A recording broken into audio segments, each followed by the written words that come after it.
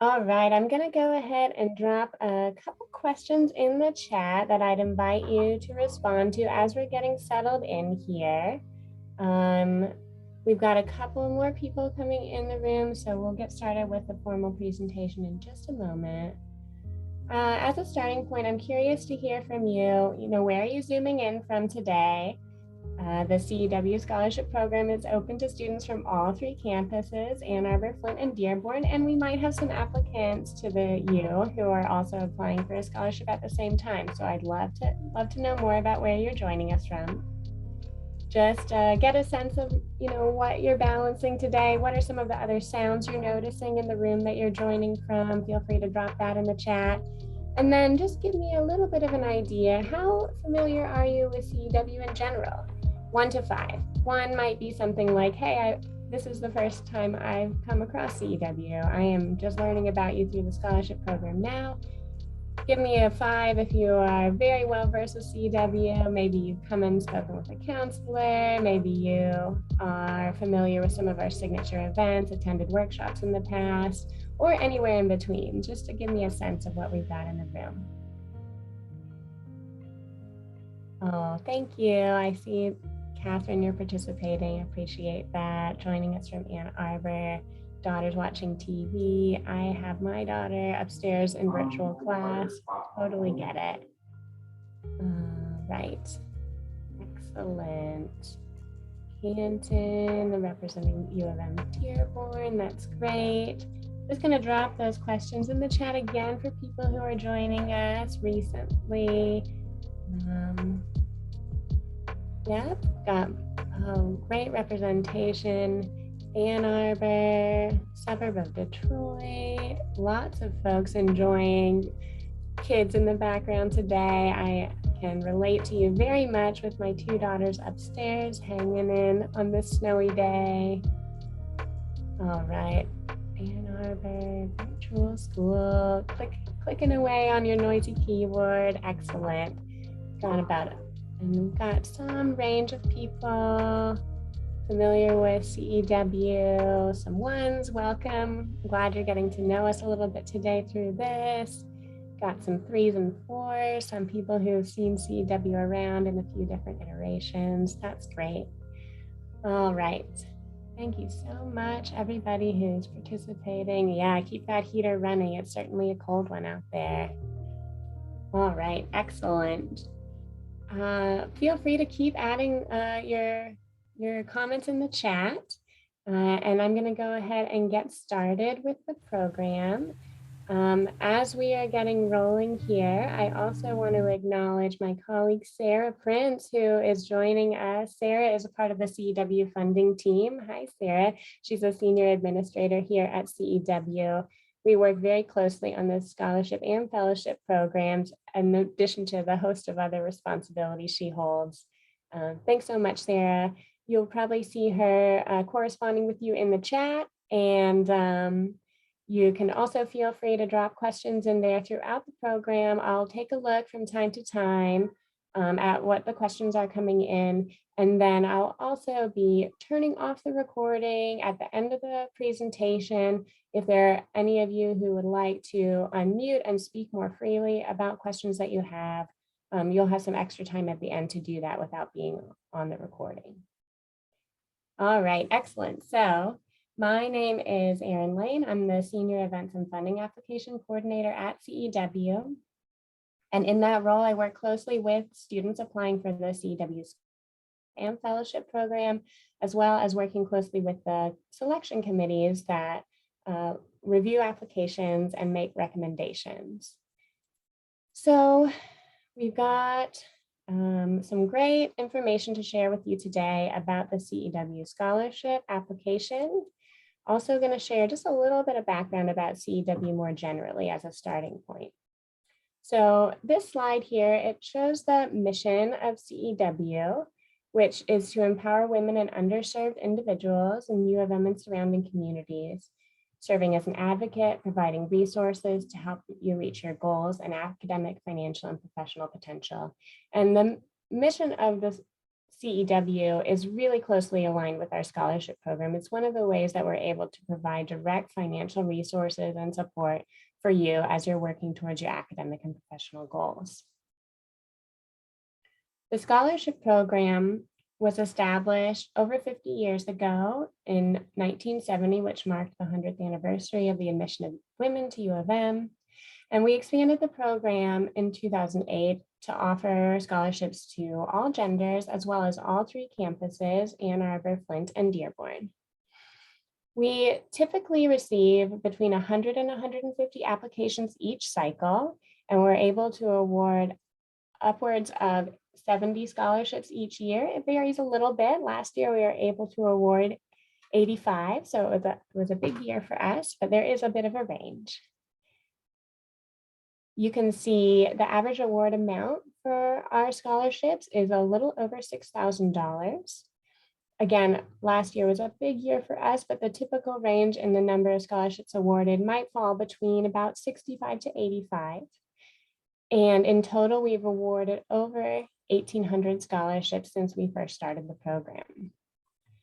The awards themselves also range in size. As I mentioned, the average a little over 6,000, and we're looking at a minimum award of about 1,000 with the maximum coming in at about 10,000. So we're gonna go ahead and walk through the application pieces, but I do wanna put this eligibility information up front just to make sure that you're really here for something that's gonna be worth your time. Make sure that you are in fact eligible to apply before we dive deeper into strengthening your application. So the CEW Scholarship Program is for students who are enrolled in degree granting programs. So if you are enrolled in a certificate or pursuing a licensure that is not associated with a degree, then you would not be eligible to apply for a CEW scholarship. You could be earning a certificate in addition to a degree, but a certificate alone, unfortunately, would not qualify. CEW scholarships are open to students, both domestic or international, students of any gender, and your enrollment status could be full-time or part-time, as long as we're looking ahead to next academic year. So the current cycle is funding scholarships that will be available to students in fall 2022, winter 2023, or spring and summer 2023. If you only have 1 semester left for next year, that's no problem either. You can apply for a CEW scholarship even if you're going to be finishing up your degree in fall 2022. We would just be able to award you in that term when you're currently enrolled. So in addition to this baseline eligibility, we are looking for applicants who also meet one of the 3 criteria that's detailed at the bottom half of this slide. So we support students who are returning to school after an educational interruption. And for this, we're looking for students who have been out of school, out of class, not earning any credits for a period of time based on your degree level. At the undergrad level, if you're pursuing a bachelor's degree, we'd be looking for an interruption of at least 2 years, 24 continuous months of interruption. If you're pursuing a master's degree or a doctoral degree or another graduate level degree, then we'd be looking for an interruption of a minimum of 5 years, 60 continuous months of interruption. This interruption might have happened immediately prior to the degree you're in now, or it could have happened at another time in your academic career. That's no problem. It could have been any time since high school. So maybe you had a few years off between high school and starting at U of M. Maybe you had a few years off between a community college program and a transfer to U of M. Maybe it's between 2 bachelor's degrees, between a bachelor's degree and a master's. That's no problem. Any combination of those periods of time is fine, but we'd be looking for a continuous interruption. That's the point I want to emphasize there. All right, and next one, we also support students who have primary caregiving responsibilities. So for this, and I'll just mention briefly that all of these eligibility criteria are detailed on the website and in the FAQ. So if you want to read more about it, in addition to hearing me speak about it, I would suggest checking out those documents. But for our primary caregiver applicants, we're looking for someone who has caregiving responsibilities that will be continuing into next year. And you could be caring for a minor, maybe you're a parent caring for your child. You could be caring for an older adult, elder care is eligible. You could be caring for another adult who has a disability. So there's a wide variety and range of situations that might meet this criteria. The third basis of eligibility that people can apply is that you are a student who is working towards a STEM degree and actively engaged in one of these listed campus-sponsored student organizations: FEMS, Geeks, SWE or Grad SWE, WISE, or the WISE RP program. So for this criteria, it's relatively new. It's a way in which CEW has expanded our applicant pool to support students who are underrepresented in STEM fields. And if you are applying on this basis of eligibility, please note that we'll be looking to verify your campus engagement with one of the listed organizations through a letter of recommendation. So if you are applying on this basis of eligibility, first want to highlight that it's twofold. It's both pursuing a STEM degree and active in one of the campus orgs. And then for the verification, we'll be looking to see that you have a letter of rec from the campus org that you say you're a part of. All right, so now I'm going to take a quick pause here and check out the questions coming in via the chat. Thank you so much, Sarah, for responding to the questions that are coming in. Oh, I see that we also have some folks who are interested in speaking about fellowships.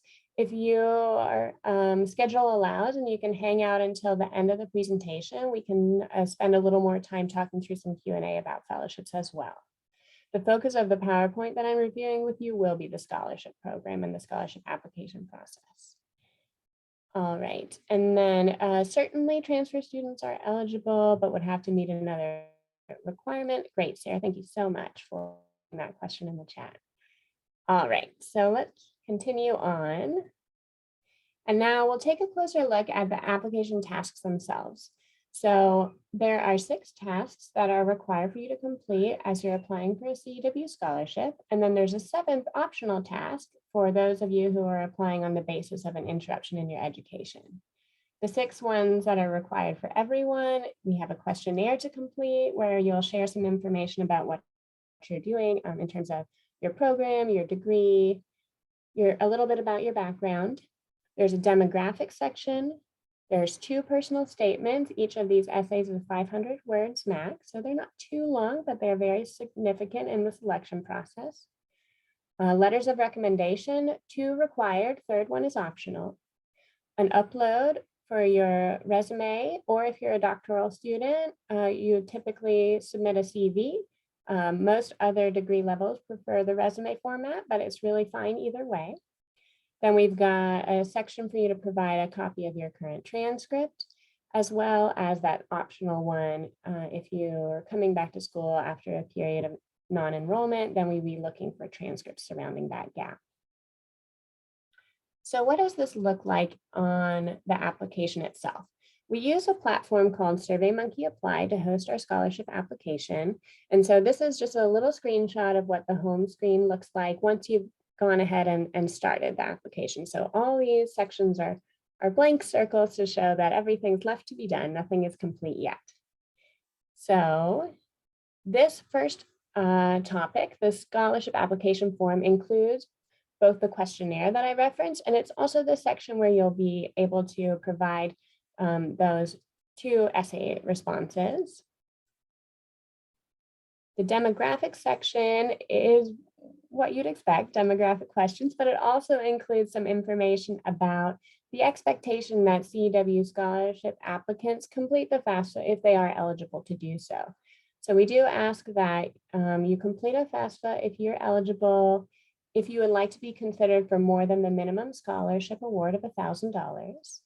And if you're not eligible to complete the FAFSA, that's okay. You can still be considered for more than a minimum award if you're an international student, if you're undocumented. We have an alternate form that we'll accept in place of the FAFSA, and that's something that we'll take care of at a later date. There's just a simple question on the questionnaire that asks, are you not eligible to complete the FAFSA and you'd still like to be considered for a larger award? You can select yes there. And then I'll follow up with you a little bit later in the spring to let you know about the alternate process that we have for that.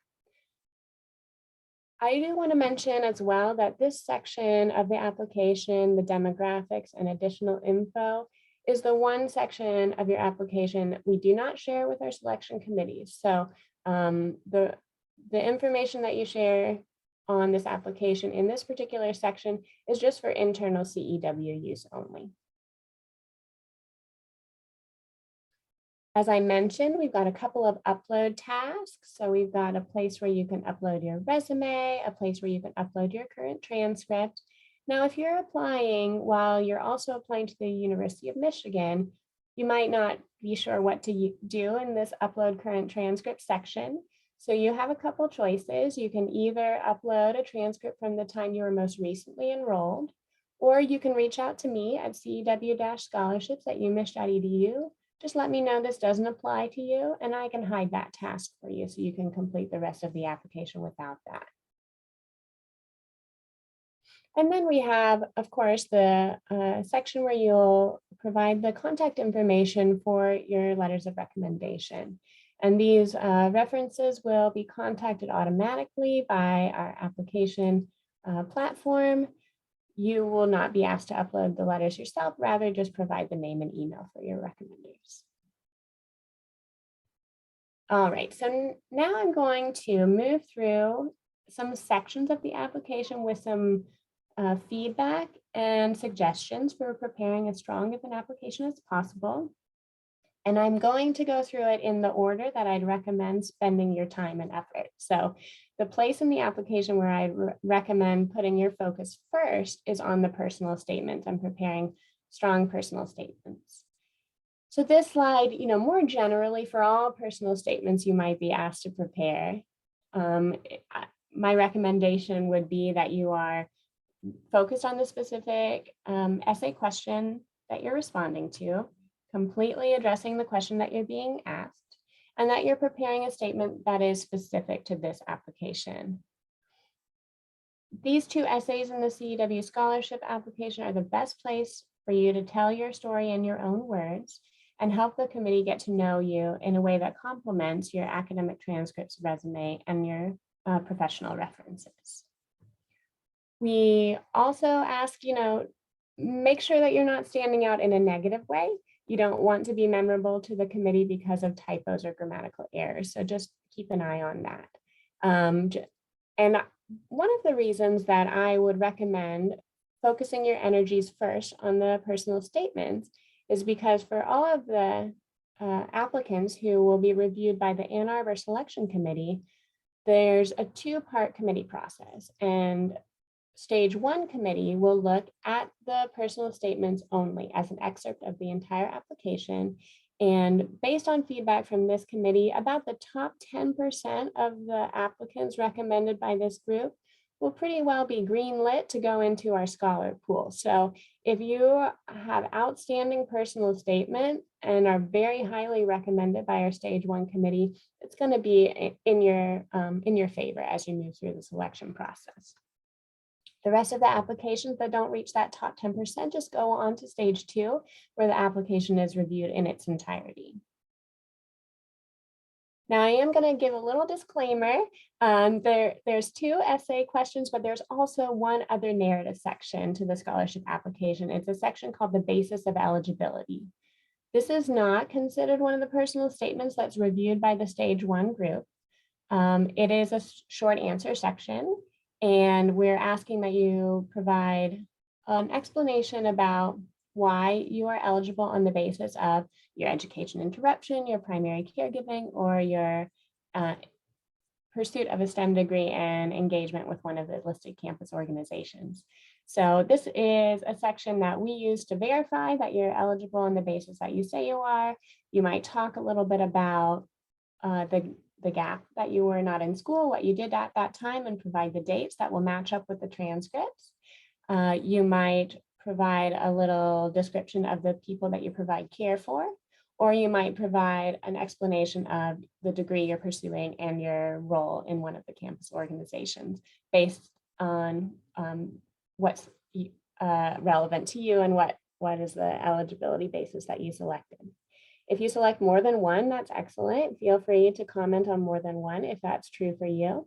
Don't feel like you have to stretch it to try to fit to more than one, but if it is in fact true that you're applying on more than one basis of eligibility, it would be great to speak to all that apply to you in this section.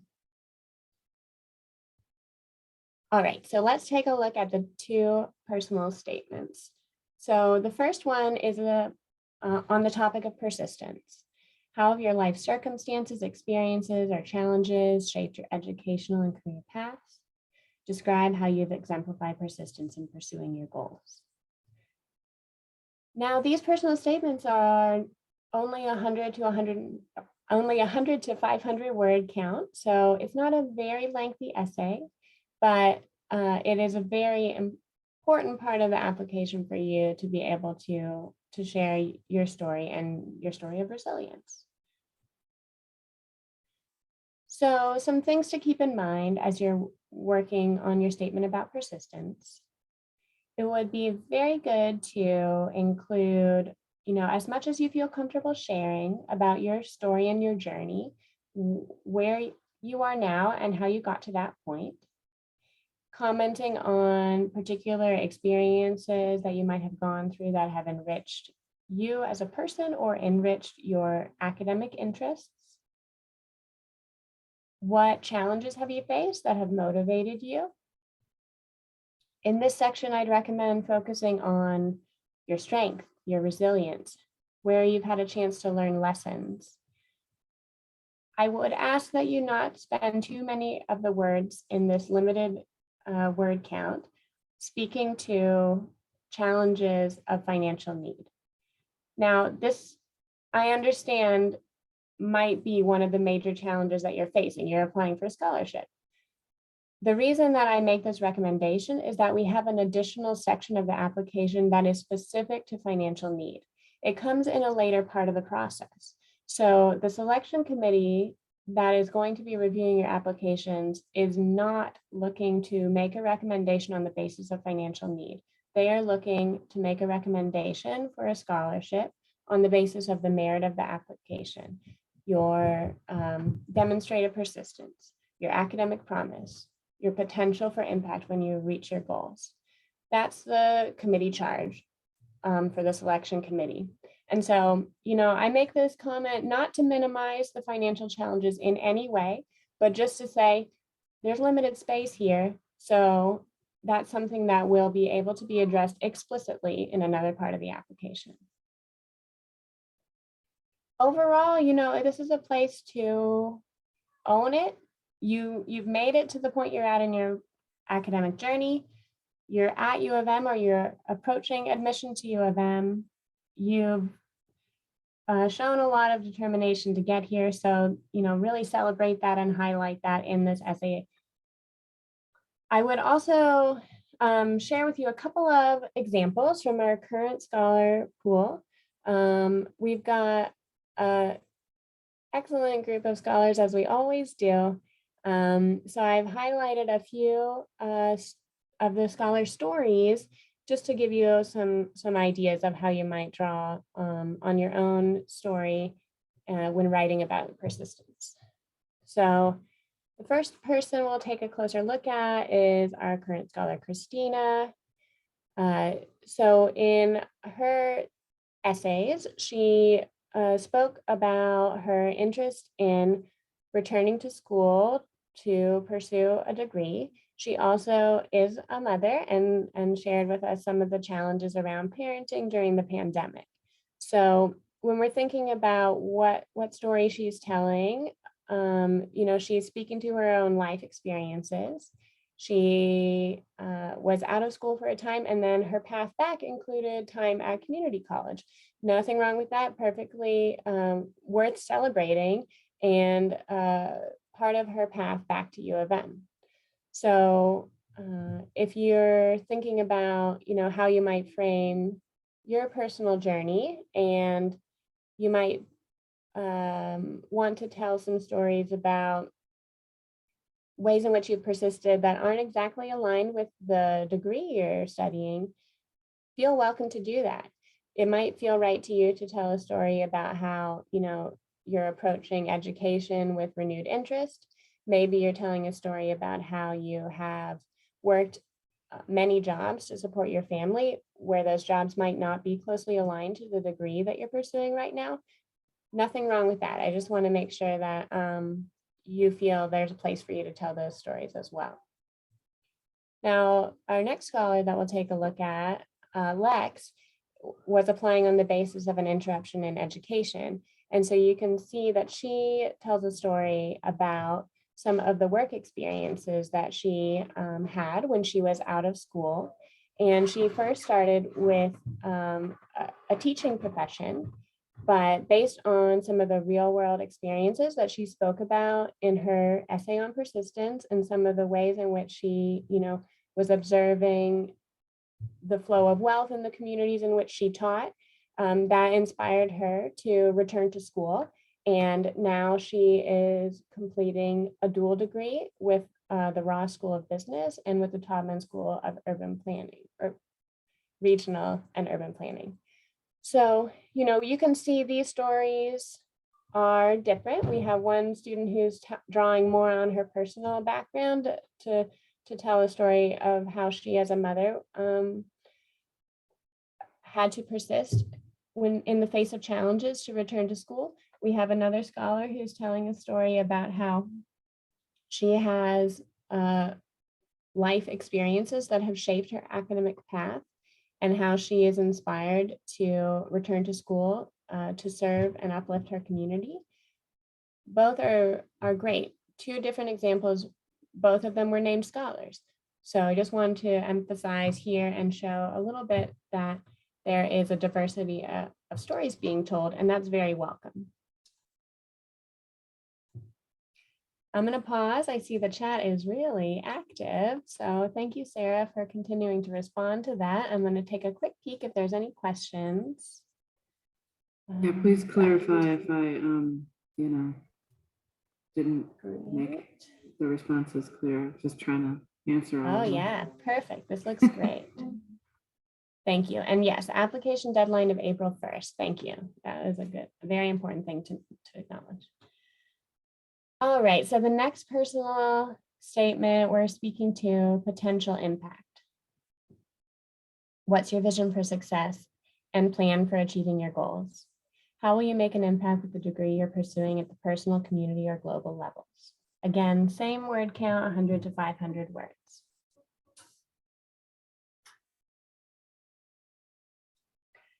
All right.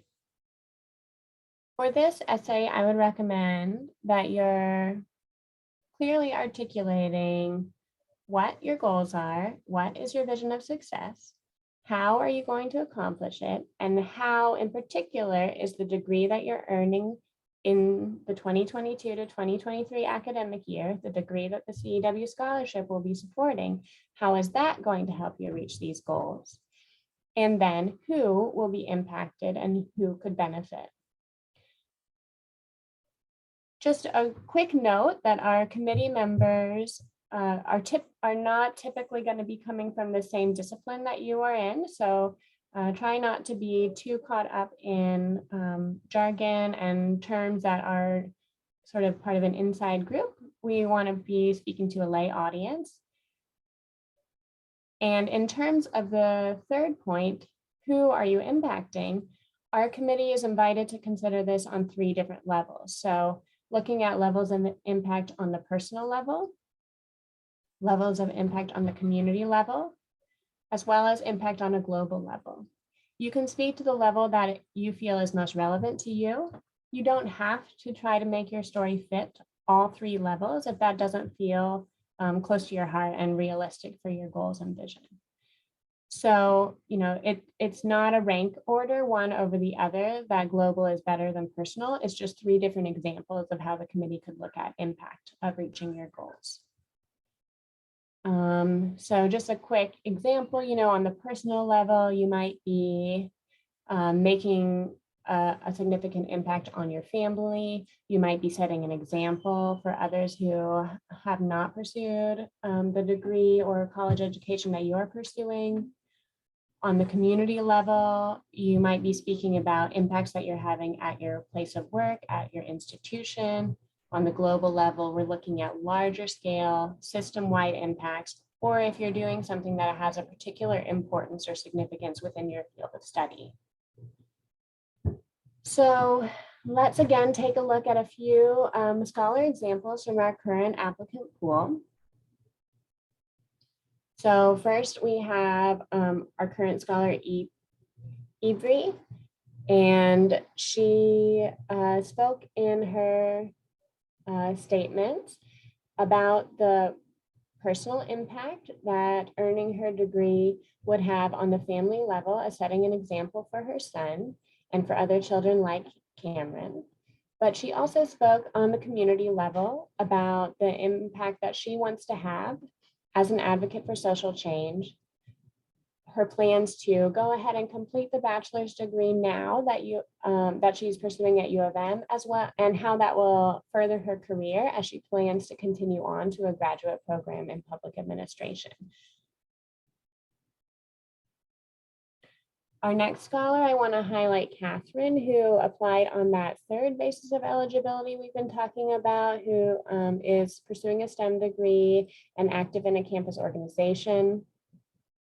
And that really carries through into her goals and vision for success. She's working in electrical engineering. She cares about climate impacts, and that system-wide change is sort of her vision for success on the career side. But on a personal level, she also spoke to her interest in inspiring other female engineers, and she's an active member of the Society of Women Engineers. And so you can see a little bit about how those threads are coming together in her story as well. And then I also wanted to share an example from Araceli, a current scholar who was able to really weave together parts of the first and second essay statements to craft a really powerful application. So she was able to tell a story about how she has experienced and observed stigma around mental health care access within her community, the Latinx community that she identifies with. And she is now pursuing an MSW degree. She would like to become a mental health advocate, and specifically, she's able to tie that thread together between her background, what she's doing now, and how she hopes to make an impact in the field and also within her specific community. So just a few examples, no right or wrong way to tell your own story, but I do want to just give you a few options to consider in terms of how our scholars are talking about the impact they plan to make when they reach their goals. All right, now we're moving through the application again in rank order. So I'd recommend first spending a chunk of your time on the personal statement. Next highest priority, my recommendation would be your letters of reference, your recommendations. So we have 2 required letters of recommendation. A third letter is optional. I would recommend that you select your references wisely and early. So we do suggest that one letter come from someone who can speak to your academic experiences, preferably at U of M if that's available to you. If it's not, someone who can speak to your academic experiences at a previous institution is acceptable too. And then the other 2 letters, if you choose to have that optional one, can sort of round out the picture. It's often the case that people will choose a professional reference from a work or a volunteer experience, that would definitely be my suggestion, to go that route over like a family member would be the least recommended choice for one of your references. Really hoping to share something with the committee that is not coming through in another part of your application. So we're looking to have a thoughtful selection of 3 different letters that can show different aspects of you that you're bringing to campus and bringing to our CEW scholar community. And I would recommend, in terms of picking wisely, but also early, that you give your references about a month notice or 6 weeks notice for providing these letters of support. And so let's take a little bit of a closer look at what might make sense in terms of communicating with your references. All of the letters will need to be submitted by the deadline of the application. In order for you to click the final submit button, the letters have to be received and attached to the application. If your references don't want to navigate the online submission platform, or if they're having any technical problems, please know that you can always have letters submitted via email as attachments if they're sent to CEW-scholarships@umich.edu, and preferred format is PDF, but we can take whatever we get and make it work. So I don't want the technical side of it to be a barrier to anyone. Again, strongly recommend that one of your letters come from someone who can speak to your academic experience. And I also would recommend that you, when you're considering your outreach, go ahead and be upfront about it. I would suggest that when you're asking someone to support your application, that you feel comfortable saying, I'd like you to support my application for this reason. We work together in this capacity. I'm hoping to highlight that part of my journey in this application. And just don't expect that your recommender is going to spend as much time getting to know CEW as you do. So help them out, make it as easy as possible for them by telling them a little bit about what the scholarship is all about, that it's for women and underserved students, that you had a particular experience with them, a work project, a volunteer role that was really powerful in your journey, and you want to highlight that, and you hope they will help with it. I would recommend this because, you know, your references are probably balancing these requests from multiple students. So you can just go ahead and lay out what you're looking for and try to make it as easy as possible for them to say yes and go ahead and accept the request. So what are we looking for in a strong letter? It should describe how you know each other, how the reference has worked with you or gotten to know you, in what roles and what capacity. It's best if the letter speaks specifically to this application and this program. It wouldn't stand out in a positive way if your reference is writing a very generic letter of support, or if they have the wrong program in it, that would be a negative way for a letter to stand out. Just a couple quick flags there. And one thing that's unique about the CEW Scholarship Program is that we're not only looking at academic performance, we are also looking at ways in which you've demonstrated persistence, shown resilience, continued to pursue your goals despite obstacles. So there is a little bit of a holistic nature. We want to get to know you as a whole person, not just as a student. And so that can come through in the letters of recommendation as well. When your reference is signing off, it's helpful if they can include, you know, their title, their affiliation, especially if it's an academic reference, but otherwise too. That holds weight with some of our committee members, so I would recommend that.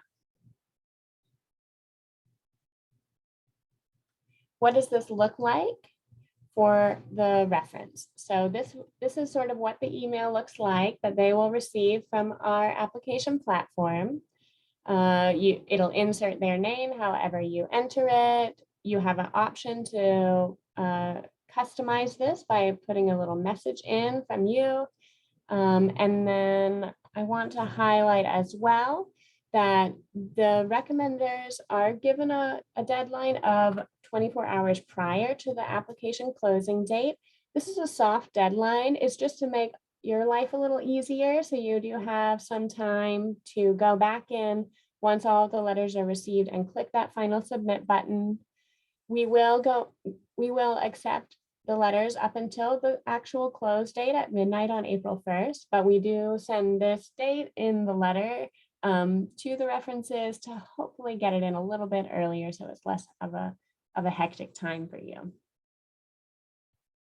Again, this message from you is optional. You can add a personal note here thanking them, but I would recommend that you have already made contact with your references outside of this system. So this is just a reminder, maybe it's a follow-up to a conversation that you've had otherwise, in person, via email, whatever mode of communication works best from you.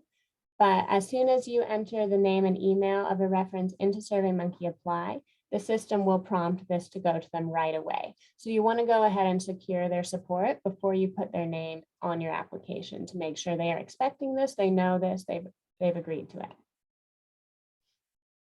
And again, you know, I would say just don't shy away from being upfront about how the reference can best support your application, highlighting specific examples of work together, interactions, collaborations, things that are unique to your relationship with them that they can help add to the application that might not come through otherwise.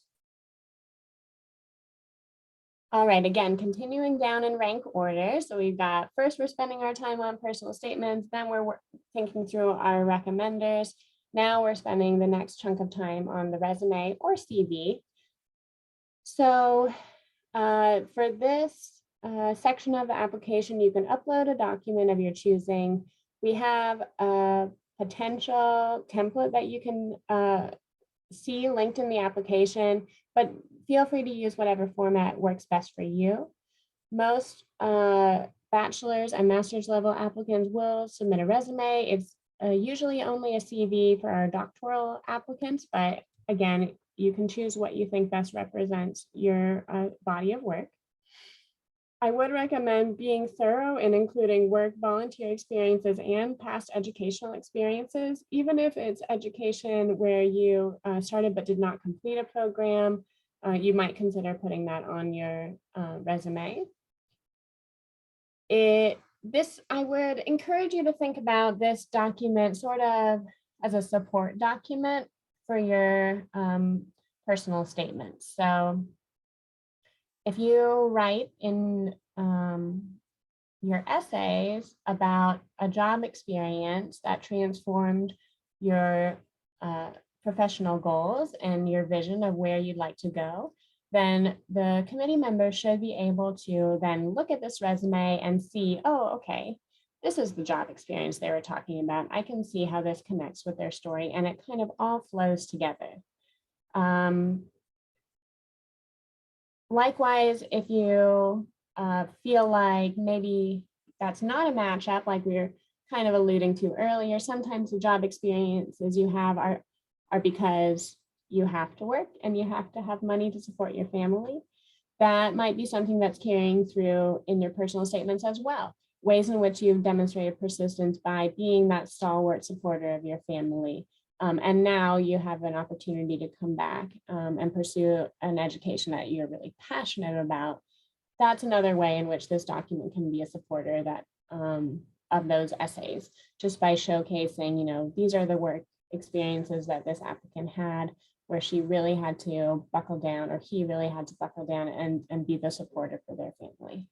So I would also give a quick plug here and say that if you aren't too confident on the resume, you'd like some feedback, the CEW counselors offer career and educational counseling appointments, and they're very skilled at preparing strong resumes and working with non-traditional types of resumes. So just a really great resource available to you, free counseling appointments at CEW. We're doing them virtually now predominantly. We'll have some in-person options coming back soon. So definitely want to offer that as a resource to you as well. All right, so then we've got the next section that we'll take a look at. It would be our transcripts. If you have been enrolled at the time you're applying, including enrollment in the fall semester, this previous fall, it's going to be the best case scenario if the transcript you upload includes that last semester. If you aren't feeling great about how your transcripts represent your academic potential and where you feel like you are and where you're going, you might consider commenting on that or seeing if there's a way in which you can speak to particular challenges that you're overcoming or going through at a time, maybe when your grades or GPA doesn't exactly reflect your full potential. See if you can speak to that a little bit in another section of the application. And again, if you're applying on the basis of an education interruption, once you complete the form where you indicate that that is your basis of eligibility, you will see an additional upload section pop up to you. So it's a hidden upload task, and it only appears if you indicate that you're applying on the basis of an interruption in education. So just a little bit of a note about that in terms of managing the application site itself. All right, so here we go. Let's talk about what the committee's looking at. Let me take a quick pause and check on the chat. I see that's hopping too. So now we've gone through all the sections of the application. We'll turn our attention to committee feedback. And but before we do that, let me take a quick peek in the chat. You're going to send the slides, right, Erin? I will send slides after the fact, yes. And I'm sorry, I know some of the text on those scholar photos was quite small. If you follow us on Instagram, you can see more scholar stories. It's kind of my favorite part about it. All right, great. Yeah, no problem if your resume is more than 2 pages, more than 1 page front and back, that's okay. And then again, I see, you know, that some questions about, you know, how much detail to include on each of the jobs, especially if they're not relevant to what you're pursuing in terms of your next steps. You don't have to be in great detail, maybe 3 bullet points under each of the jobs that you're including on your resume. But again, I would recommend, if you want to get some hands-on, one-on-one attention specifically on your resume, or you can look at personal statements with them too. Our counselors are very knowledgeable about that. All right, so what are the committee members looking for when they're reviewing our applications? So again, we've got the process looking at merit when we present the applications to the selection committee. And so they're looking for evidence of commitment and how that has been sustained over time and in the face of challenges, how you've showcased your determination and your persistence in pursuing your educational goals. Looking for the clarity of your goals and how it speaks to your life experience. When you complete the degree that you're working on now, what potential impacts would that have? And how is that going to further you on your pathway towards achieving your longer term goals? And again, you can reflect on impacts that are unique to yourself, impacts it will have on your family, your community, or your field or discipline. Also looking for evidence of academic capacity and scholarship. And this can carry through in the transcripts. It can also carry through in the letters of recommendation.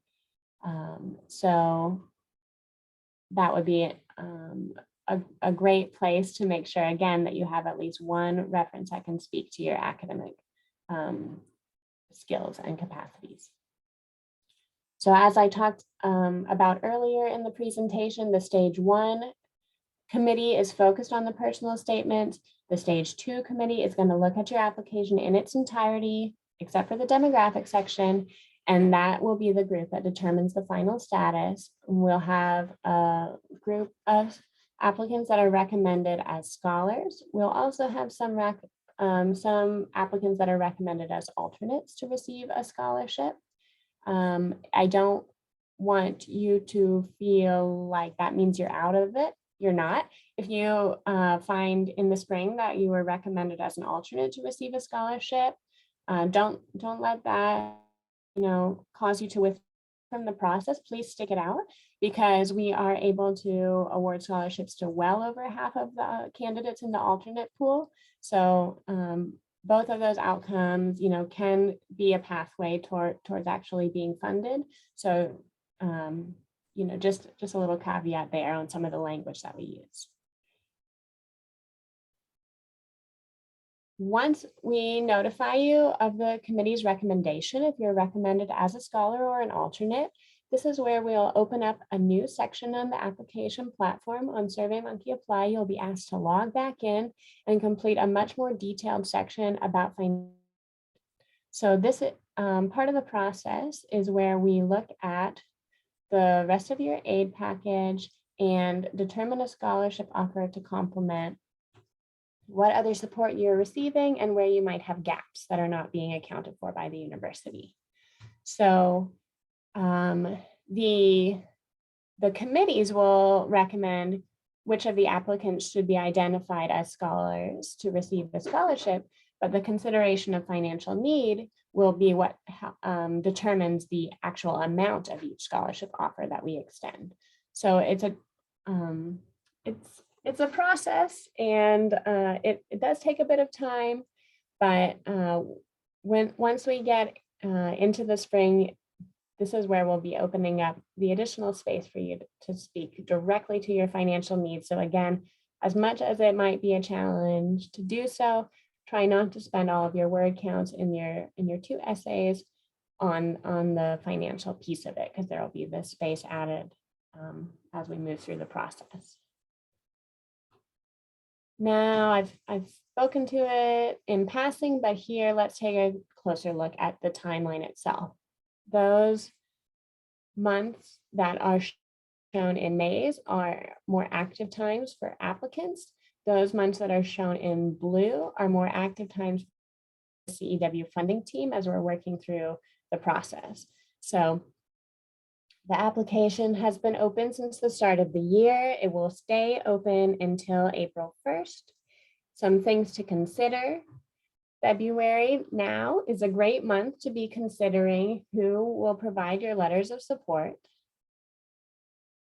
In March, please don't forget that the end of March, March 31st, is the deadline for U of M. That's the U of M preferred deadline to complete your FAFSA.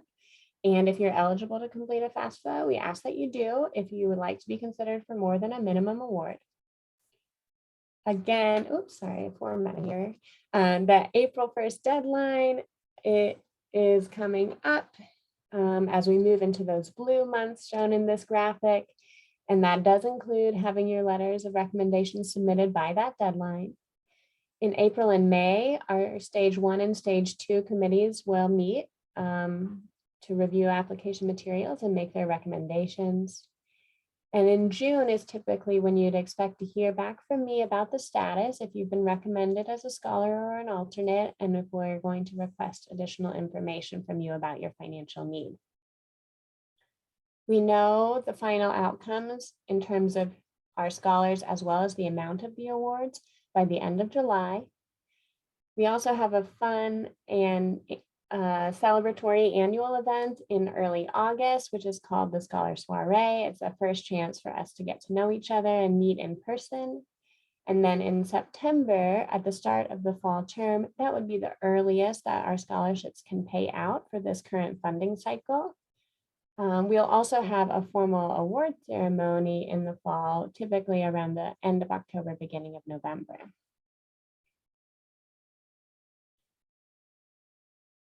So just keep some things in mind. We've got that April 1st deadline coming up. We've got June as the prime month for you to be sharing additional information about financial need, and then funds available in the 2022 to 23 academic year. All right, so let me take a quick look at what we have going on in the chat. Yes, so just to clarify again, we have one additional form that we use for international students who are not eligible to complete the FAFSA. That would be something that I would send to you in June at the time that we request additional information about need. So there's nothing that you need to worry about for that now. If you're an international student applying by the April 1st deadline, all you need to do is indicate that you're interested in being considered for a larger award, and then that follow-up will happen in the spring. So no worries on that. All right, so great. I think that we're caught up on the chat questions, and thanks again, Sarah, for handling those. I'm gonna go ahead and stop the recording. And if there's anyone who'd like to unmute and speak more freely, once you're not on camera, you are welcome to do so. Just give me one moment here.